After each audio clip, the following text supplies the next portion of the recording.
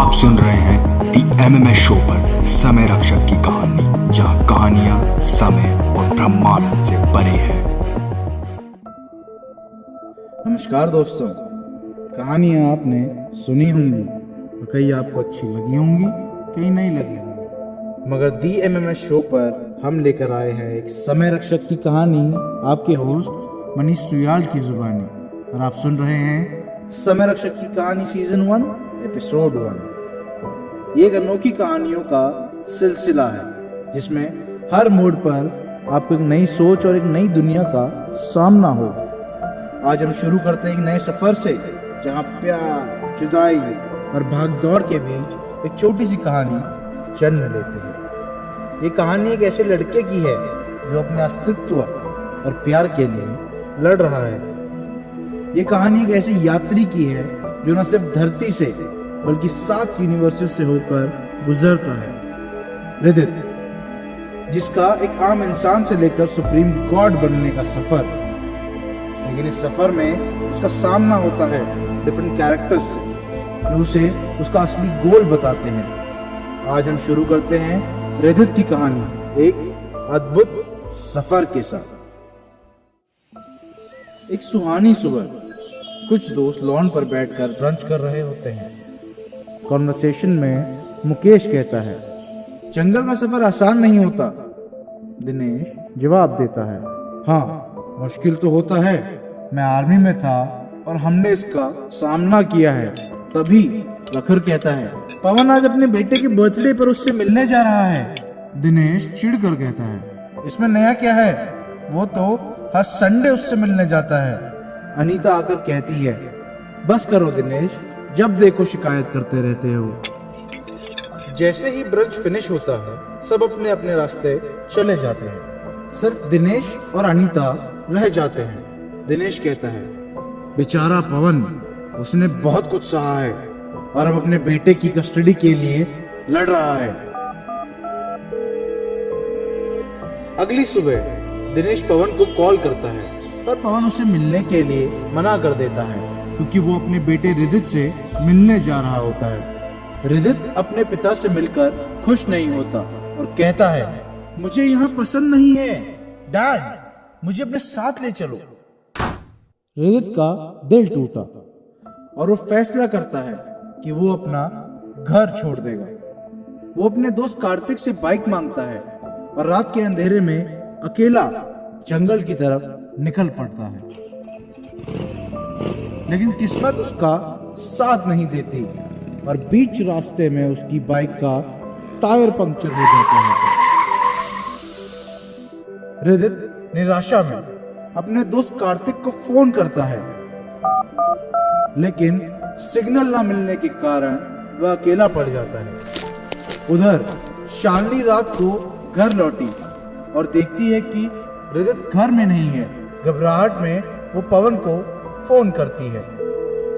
पवन अपने बेटे की चिंता में पुलिस के पास जाता है और रिदित की खोज शुरू होती है। रिदित एक गहरे जंगल में अकेला चल रहा था। थकान और भूख से चूर वह एक पेड़ के नीचे बैठ गया। उसके पास पैसे तो थे पर आसपास कोई दुकान नहीं थी। क्या टाइम है, भूख लगी है, पैसा भी है, पर यहाँ कोई दुकान नहीं। रिदित ने हंसी में कहा। तभी एक अजीब सा फल पेड़ से गिरा और उसके सामने आ गया। वो एक सेब जैसा दिखता था, पर ना तो वो लाल था और ना ही हरा, वो पीला था। रिदित ने पहले तो सोचा क्या इसे खाना चाहिए, पर भूख ने उसे फल खाने पर मजबूर कर दिया और फिर कुछ समय बाद बेहोश होकर वो वहीं गिर पड़ा। सुबह जब रिदित की आंख खुली तो वह एक अनजान घर में था। उसका सर दर्द से फटा जा रहा था और फिर से बेहोश हो गया। कुछ घंटे बाद जब उसकी आंख खुली तो उसने देखा कि एक आदमी और एक लड़की उसके सामने खड़े हैं। लड़की ने पूछा, तुम कैसे हो? रिदित बोला, मैं ठीक हूं, पर तुम लोग कौन हो? आदमी ने अपना परिचय दिया, मैं राकेश हूं, ये मेरी बेटी आन्या है। तुम्हें पेड़ के नीचे बेहोश पड़ा देखा तो यहाँ ले आए। रिदित ने बताया कि उसने एक पीला सेब खाया था जिसके बाद वह बेहोश हो गया। राकेश और आन्या ने आपस में कहा, हमारा काम हो गया, हमें सही इंसान मिल गया।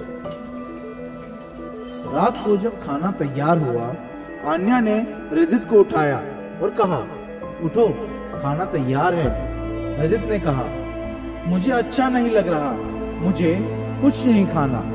राकेश ने आकर कहा, तुम्हें थोड़ा बहुत तो खाना पड़ेगा। रिदित ने पूछा कि उसने क्या खाया था जिसके कारण वो बेहोश होकर गिर गया। राकेश ने बताया, वो गॉड फ्रूट था।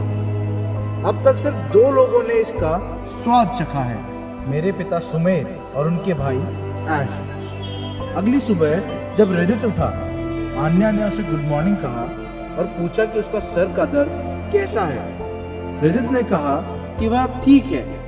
फिर दोनों बाहर सीढ़ियों पर बैठ गए, जहां आन्या ने रिदित से पूछा कि वह यहाँ कैसे आया और उसने गॉड फ्रूट को कैसे ढूंढा। रिदित ने अपनी कहानी बताई कि कैसे उसके माता पिता के डिवोर्स और उसके अपने घर से भाग जाने की सिचुएशन में उसने एक गॉड फ्रूट खाया। उसके बाद राकेश ने रिदित को बताया कि वह चुना गया है और दुनिया को डीमन किंग ऐश से बचाने का जिम्मा अब उसका है। शाम को जब रिदित ने आन्या से पूछा कि ऐश कौन है और ये डीमंस क्या होते हैं, आन्या ने उसे अपने दादा सुमेर और ऐश की कहानी सुनाई। कहानी की शुरुआत होती है एक बेहद पुरानी याद से, जहां ऐश अपने भाई सुमेर को जगाने की कोशिश कर रहा होता है। सुमेर, उठो, तुम्हें अभी कुछ दिखाना है, ऐश ने कहा। सुमेर ने नींद में जवाब दिया, इतनी क्या जल्दी है, मुझे अभी सोने दो। देख नहीं रहा कितना थका हुआ हूं। पर ऐश की उत्तेजना की कोई सीमा नहीं थी। जंगल में बहुत ही अद्भुत चीज देखी है मैंने, तुम्हें अभी देखनी चाहिए, ऐश ने कहा। सुमेर मन ही मन सोचता है, पर अंत में त्याग कर कहता है, ठीक है, तू रुक, मैं कुछ पहन कर आता हूँ, तुझे अकेले नहीं जाने दूंगा। दोनों भाई जंगल की गहराइयों में निकल पड़ते हैं। ऐश ने एक अनोखा पीला सेब देखा जो सिर्फ एक ही पेड़ पर था। देखो सुमेर, ये देखो, एक पीला सेब, ऐश ने कहा। सुमेर ने जवाब दिया, पागल हो गया है क्या, ये कोई सेब नहीं, कुछ और ही है, खतरे में पड़ जाएंगे। पर ऐश ने सुमेर की एक ना सुनी और सेब को खाना शुरू कर दिया। ये तो गजब का स्वादिष्ट है, तुम भी चखो इसे, ऐश ने सुमेर को चखने को बोला। अंत में सुमेर भी उस पीले सेब को चख लेता है और दोनों बेहोश होकर गिर जाते हैं। शाम होने पर अंकल विप्लव उन दोनों को ढूंढने निकलते हैं। घंटों तलाश करने के बाद उन्हें दोनों बेहोश पड़े मिलते हैं। सुमेर, ऐश, उठो, क्या हुआ बेटा, अंकल विप्लव ने पूछा। ऐश एक पल के लिए सब भूल जाता है, पर फिर एक मजाक के रूप में सबको डराता है। अंकल विप्लव भी हंस पड़ते हैं और सुमेर ऐश को फिर से सर पर मारकर कहता है, तू तो गया, मुझे डरा दिया। रात के खाने पर अंकल विप्लव पूछते हैं कि उनके साथ क्या हुआ था। ऐश कहता है, कुछ नहीं अंकल, छोड़ो ना। और सुमेर ऐश को फिर से टोकता है और कहता है, चुप कर और खाना खा। डिनर के बाद सुमेर बर्तन धोते वक्त सर दर्द से परेशान हो जाता है, लेकिन जैसे ही वह दवा लेने जाता है, सर दर्द रुक जाता है और फिर एक आवाज उसके दिमाग में आती है। सुमेर बाहर निकलता है ताजी हवा लेने के लिए और वही आवाज उसे एक और बार सुनाई देती है और एक खास जगह लेकर जाती है। आवाज उससे कुछ सवाल पूछती है और सुमेर के सही जवाब देने पर उसके सर का दर्द गायब हो जाता है और उसे अद्भुत शक्तियां मिल जाती हैं। राज और भी गहरा होता है जब सुमेर और ऐश को अपने अपने सपनों में अद्भुत दृश्य दिखाई देते हैं।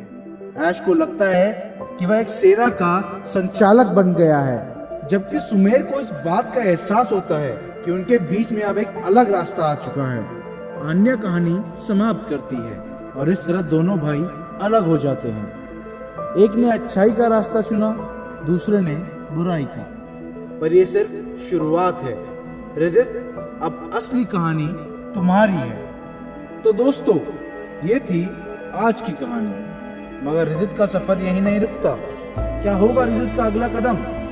कैसे निभाएगा वो समय रक्षक का किरदार? जानने के लिए सुनते रहिए समय रक्षक की कहानी सिर्फ DMMS शो पर। हम मिलेंगे अगले एपिसोड में एक नए मोड़ के साथ। मैं हूं आपका दोस्त मनीष, साइनिंग आउट। शबा खैर, अलविदा।